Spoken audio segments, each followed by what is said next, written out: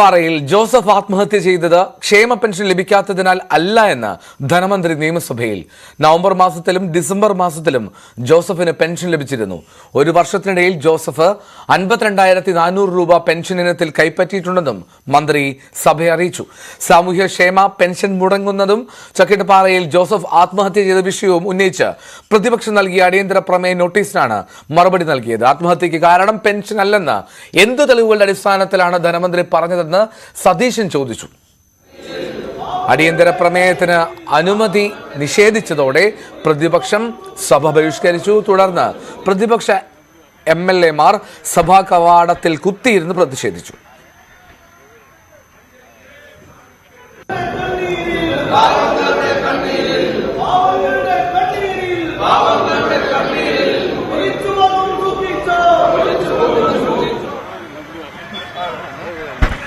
V Vinod ചേരുന്നു വാർത്തയുടെ വിശദാംശങ്ങളുമായി. വിനോദ്, പ്രതിപക്ഷം ഈ ക്ഷേമ പെൻഷൻ മുടങ്ങിയതും ഒപ്പം ജോസഫിന്റെ ആത്മഹത്യയും സഭയിൽ അടിയന്തര പ്രമേയത്തിന് അനുമതി ആവശ്യപ്പെട്ട് ഉന്നയിച്ചിരുന്നു, പക്ഷെ അത് നിഷേധിച്ചു.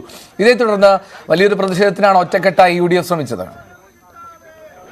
എന്തോ വലിയ പ്രക്ഷുബ്ധമായ രംഗത്താണ് ഇന്ന് സഭയിലുണ്ടായത്.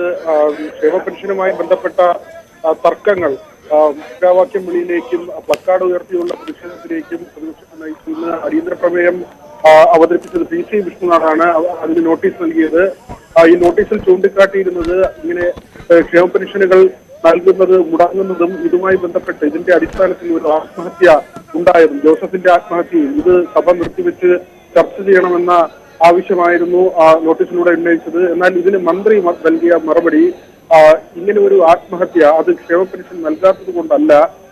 നവംബർ 9-നാണ് പഞ്ചായത്ത് സെക്രട്ടറിക്ക് ജോസഫ് കത്ത് നൽകുന്നത്. ഈ ആത്മഹത്യ സംബന്ധിച്ച് സൂചനയോടുകൂടിയുള്ള കത്ത് നൽകുന്നത്.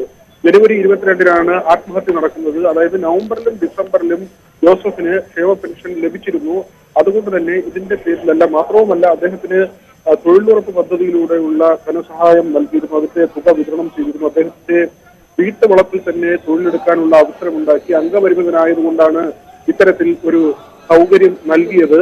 1.5 ഏക്കർ വസ്തുവുള്ള ആളാണ്. ഏതാണ്ട് 27,000 രൂപ ആ നിലയ്ക്ക് അദ്ദേഹത്തിന് ലഭിക്കുകയും ഈ പെൻഷനും തൊഴിലുറപ്പുമായി ബന്ധപ്പെട്ട് ഒരു വർഷം ഏതാണ്ട് 52,000-ഓളം രൂപ അദ്ദേഹത്തിന് ലഭിക്കുന്ന സാഹചര്യം ഉണ്ടായിരുന്നു എന്ന കാര്യമാണ് ധനമന്ത്രി സഭയിൽ പറഞ്ഞത്. എന്നാൽ PC വിഷ്ണുനാഥും തുടർന്ന് പ്രതിപക്ഷ നേതാവ് ചോദ്യം ചെയ്തു. 4-5 മാസത്തെ കുടിശ്ശിക നിൽക്കുന്നുണ്ട്.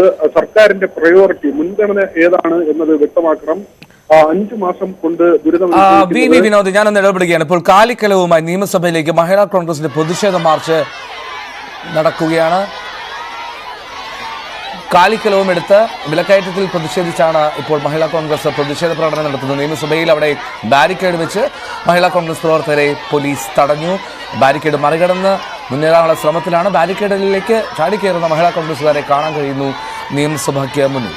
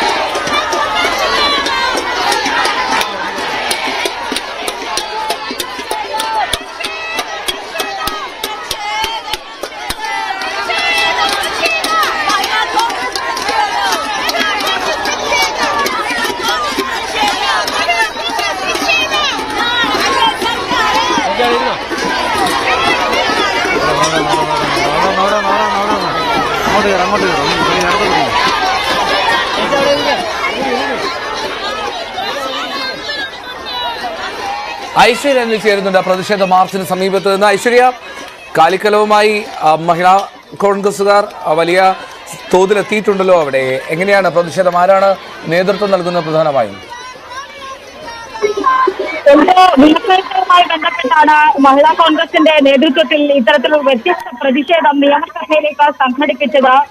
വീട്ടിലേക്ക് വാങ്ങുന്ന അവശ്യ സാധനങ്ങളുടെ ഒക്കെ തന്നെ വില വർദ്ധിക്കുന്ന ഒരു സാഹചര്യമാണുള്ളത്. ആ സാഹചര്യത്തിന് ഉത്തരവാദി സംസ്ഥാന സർക്കാരാണ് എന്ന് ചൂണ്ടിക്കാട്ടിക്കൊണ്ടാണ് മഹിളാ കോൺഗ്രസിന്റെ സംസ്ഥാന കമ്മിറ്റിയുടെ നേതൃത്വത്തിൽ മഹിളാ കോൺഗ്രസിന്റെ സംസ്ഥാന അധ്യക്ഷ ജെബി മേത്തർ MP നയിക്കുന്ന ഒരു മാർച്ച് അല്പസമയം മുൻപ് ഈ നിയമസഭയ്ക്ക് സമീപത്തേക്ക് എത്തിയത്.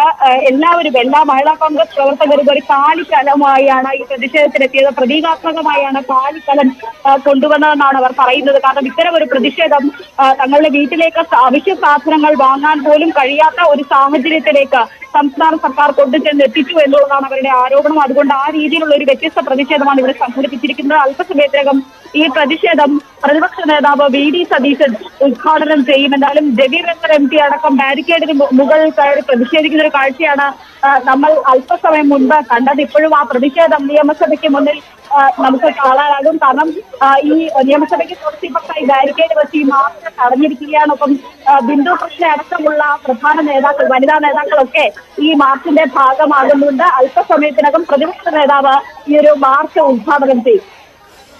ഓക്കെ, ഏതായാലും വലിയ പ്രതിഷേധത്തിനാണ് അവിടെ വേദിയാക്കുന്നത് മഹിളാ കോൺഗ്രസ്. കാലിക്കലവുമായി വിലക്കയറ്റത്തിനെതിരെ പ്രതിഷേധം സംഘടിപ്പിക്കുകയാണ് നിയമസഭയ്ക്ക് മുന്നിൽ.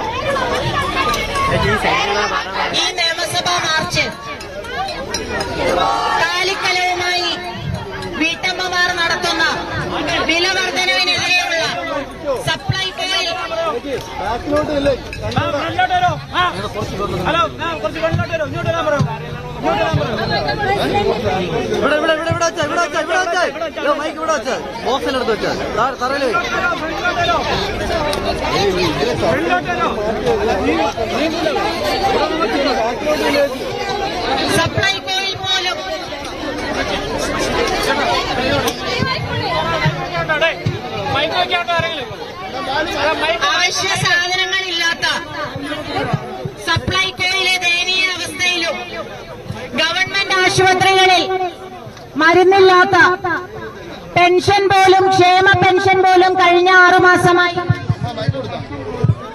വിതരണം മുടങ്ങിയിരിക്കുന്ന ഇത്രയും വിലക്കയറ്റത്തിൽ പ്രതിഷേധിച്ച് മഹിളാ കോൺഗ്രസിന്റെ മാർച്ച് പുരോഗമിക്കുകയാണ്. അവിടെ നിയമസഭയ്ക്ക് മുന്നിലാണ് അവിടെ പ്രതിഷേധം. കാലിക്കലവുമായിട്ടാണ് വലിയ രോഷത്തിൽ മഹിളാ കോൺഗ്രസ് മാർച്ച് നടത്തുന്നത്. ജെബി മേത്തർ അത് ഉദ്ഘാടനം ചെയ്ത് സംസാരിക്കുന്നു. അതിലേക്കെത്താം ഇടവേളയ്ക്ക് ശേഷം.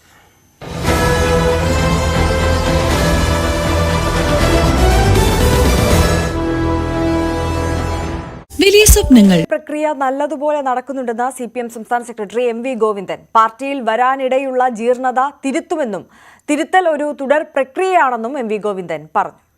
മാഷ് പാർട്ടി സെക്രട്ടറി ആയിട്ട് വന്നിട്ട് ആദ്യ ദിവസങ്ങളിൽ ഒരു വാർത്താ സമ്മേളനത്തിൽ പാർട്ടി ഒരു ശരീരമായി കണ്ടുകൊണ്ട് മാഷിലെ പരാമർശം നടത്തിയിരുന്നു. സമൂഹത്തിൽ ദുഷിപ്പുകൾ പാർട്ടി ശരീരത്തെ ബാധിക്കാം. അത് എപ്പോഴും എല്ലാ കാലത്തുള്ള ഒരു നിലപാടാണ് പാർട്ടിയുടെ. എത്രത്തോളം മാറ്റാൻ കഴിഞ്ഞിട്ടുണ്ട്? നല്ലപോലെ മാറിക്കൊണ്ടിരിക്കുകയാണ്. മാറിയില്ലേ പിന്നെ പാർട്ടി ഉണ്ടാവില്ലല്ലോ. മാഷ് എല്ലാ ജില്ലകളിലും പോയി യോഗങ്ങളിൽ പങ്കെടുത്തു, അവിടെ തിരുത്താൻ ആവശ്യപ്പെടുന്നു. എത്രത്തോളം ഒരു ഗുണം ചെയ്തു? അല്ല, എല്ലാ മേഖലയിലും നല്ല രീതിയിൽ തിരുത്തൽ പ്രക്രിയ നടക്കുന്നുണ്ട്.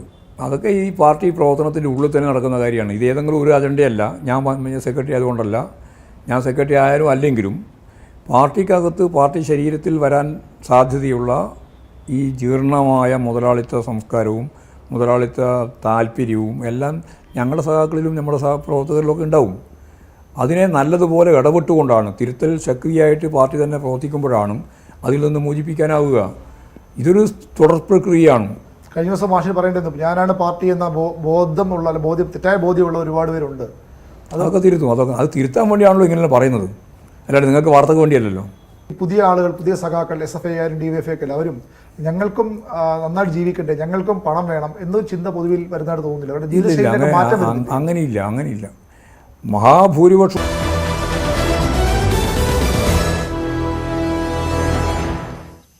വീണ്ടും വാർത്തകളിലേക്ക്. പാലക്കാട് ആലത്തൂരിൽ ബാറിൽ വെടിവെപ്പ്. ഇന്നലെ രാത്രിയാണ് വെടിവെപ്പുണ്ടായത്. ബാറിന്റെ മാനേജർ രഘുവിന് വെടിയേറ്റു. സംഭവത്തിൽ 5 പേരെ പോലീസ് കസ്റ്റഡിയിലെടുത്തു. ഇന്നലെ വൈകിട്ട് 6:30 സംഭവം.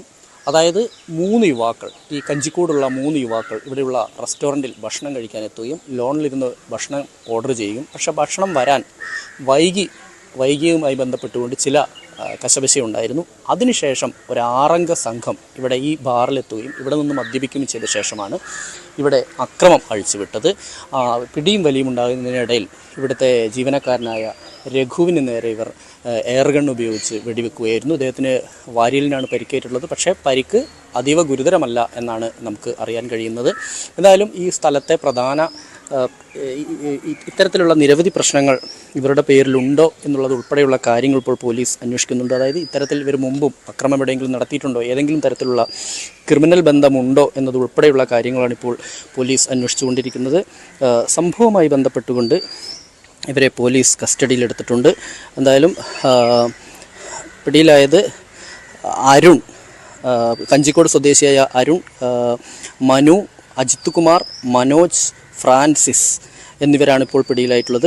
മൊത്തം 6 പേരാണെങ്കിലും 5 പേരാണ് ഇപ്പോൾ കസ്റ്റഡിയിലുള്ളത്. ഇനി കിട്ടാനുള്ളത് രാഹുലാണ്. രാഹുലിനെ കുറിച്ച് വിവരം ലഭിച്ചിട്ടില്ല. പോലീസ് രാഹുലിന് വേണ്ടിയുള്ള അന്വേഷണം തുടരുകയാണ്. എന്തായാലും നമുക്ക് ഈ ദൃശ്യങ്ങളിൽ കാണാം. ഈ ബാറിലാണ് ഇവർ പ്രശ്നമുണ്ടാക്കിയത്. അതിനുശേഷം ഈ ഈ ബാറിൽ നിന്ന് പുറത്തേക്ക് കടക്കുകയും ഇവിടെ നിന്ന് പിടിയും വലിയും ഉണ്ടാവുകയും ചെയ്തു. അതിനുശേഷം കുപ്പി ഉൾപ്പെടെ പൊട്ടിയത് നമുക്ക് ദൃശ്യങ്ങളിൽ കാണാൻ കഴിയും. എന്തായാലും നമുക്കിപ്പോൾ ഈ ബാർ നടത്തിപ്പുകാരൻ ഇപ്പോൾ നമ്മോടൊപ്പം ചേരുന്നുണ്ട്. എന്താണ് യഥാർത്ഥത്തിൽ ഇന്നലെ എങ്ങനെയൊക്കെയായിരുന്നു സംഭവം? ഒരു 6:30 കൂടി സമയത്ത് 2-3 പേര് കൂടിയിട്ട് അവിടെ ഭക്ഷണം കഴിക്കാൻ വന്നിട്ടുണ്ടായിരുന്നു. സർവീസ് നേരം വൈകി എന്ന് പറഞ്ഞിട്ട് അവിടെ ഉണ്ടായിരുന്ന കസാരയൊക്കെ എടുത്ത് കുളത്തിലേക്ക് എറിയലും കാര്യങ്ങളൊക്കെ ഉണ്ട്. അപ്പോൾ അതുമായിട്ട് ബന്ധപ്പെട്ടിട്ട് സ്റ്റാഫായിട്ടൊരു സംസാരം ഉണ്ടായി പോയതാണ്. പിന്നെ രാത്രി ഒരു 10:30 നേരത്താണ് ഒരു കാറിൽ ഒരു 5-6 പേര് കാറിലുണ്ട് എന്നാണ് അറിയാൻ കഴിഞ്ഞത്. അവർ വന്ന് ഇവിടെ കയറി വെടിവെച്ചു. അപ്പോൾ അത് ആകെ അന്തരീക്ഷം ഇതായപ്പോൾ പിടിച്ചു മാറ്റി, അവരെ ഒഴിവാക്കി വിടാൻ വേണ്ടിയിട്ട് പിടിച്ചു മാറ്റി. രഘു ഉണ്ടായിരുന്നു മാനേജർ. അങ്ങനെ പിടിവലിയായി ഇവിടേക്ക് വീണു. വെടിയേറ്റ രഘു മാനേജറാണല്ലോ, ഇവിടുത്തെ മാനേജറാണ്. അപ്പോൾ പിടിവലി അതിൻ്റെ ഇടയിൽ വീണ്ടും ഒന്നുകൂടി വെടി പൊട്ടി. എത്ര തവണ വെടിവെച്ചു? 2 തവണ. ഈ 2 തവണ വെടിവെച്ചിട്ടും ഇയാൾക്ക് കൊണ്ടിട്ടില്ല. ഫസ്റ്റ് അത് ആദ്യം ഇവരാകെ ഭീകരാന്തരീക്ഷം ഉണ്ടാക്കാൻ വേണ്ടി ഒരു വെടിവെച്ച് പെട്ടെന്ന്. അപ്പോൾ എല്ലാവരും പേടിച്ച് ആകെ എന്താണെന്ന് വെച്ചാൽ അങ്ങനെ ഇവർ ഒഴിവാക്കാൻ വേണ്ടി സംസാരിച്ച് പിടിച്ച് മാറ്റുന്നതിൻ്റെ ഇടയിൽ ഇവർ വീണു. അതിൻ്റെ ഇടയിൽ രഘുവിന് വീണ്ടും 2ാമത് വെടി കൊണ്ടു. ഇപ്പോൾ അയാളുടെ ആരോഗ്യനില എങ്ങനെയുണ്ട്? കുഴപ്പമില്ല, ഓപ്പറേഷൻ കഴിഞ്ഞു. ഒറ്റപ്പാലം ഹോസ്പിറ്റലാണല്ലേ. പരാതി കൊടുത്തിട്ടുണ്ട്. ഇപ്പോൾ 5 പേര് കസ്റ്റഡിയിലായിട്ടുണ്ട്, ഒരാൾ തെരഞ്ഞുകൊണ്ടിരിക്കുകയാണ്. മൊത്തം 6 പേരാണല്ലേ? അങ്ങനെയാണ് പറഞ്ഞത് പോലീസ്. ആദ്യം 3 പേര് വന്ന് ഭക്ഷണം കഴിക്കും. ഭക്ഷണം കഴിച്ചിട്ട് ഈ പ്രശ്നം ഉണ്ടായി പോയത്. പക്ഷെ അതിനുശേഷം രാത്രിയിലാണ് പിന്നെ 10-10:30 നേരത്താണ് അവർ വന്നിട്ട് പ്രശ്നം ഉണ്ടായിട്ടുള്ളത്. എന്തായാലും ഇപ്പോൾ 5 പേർ കസ്റ്റഡിയിലുണ്ട്. ഒരാളെ കൂടി ഇനി ലഭിക്കാനുണ്ട്, ഒരാളെ കൂടി കിട്ടാനുണ്ട്. എന്തായാലും പോലീസ് അന്വേഷണം ഊർജിതമായി നടക്കുകയാണ്. എന്തായാലും ഇവർ മനഃപൂർവ്വം പ്രശ്നം ഉണ്ടാക്കാൻ പാകത്തിന് വാഹനത്തിൽ ഈ ആദ്യം 3 പേർ ഇവിടെ പ്രശ്നം ഉണ്ടാക്കി പോയതിനു ശേഷം പിന്നീട് 6 പേർ സംഘടിച്ച് ഒരു കാറിൽ എത്തിയ ശേഷമാണ് ഇത്തരത്തിൽ ഇവിടെ അക്രമം അഴിച്ചുവിട്ടത്. ക്യാമറാമാൻ പ്രജിത്ത് കോങ്ങാടിനൊപ്പം എസ് വിനേഷ് കുമാർ, ന്യൂസ് 18 പാലക്കാട്.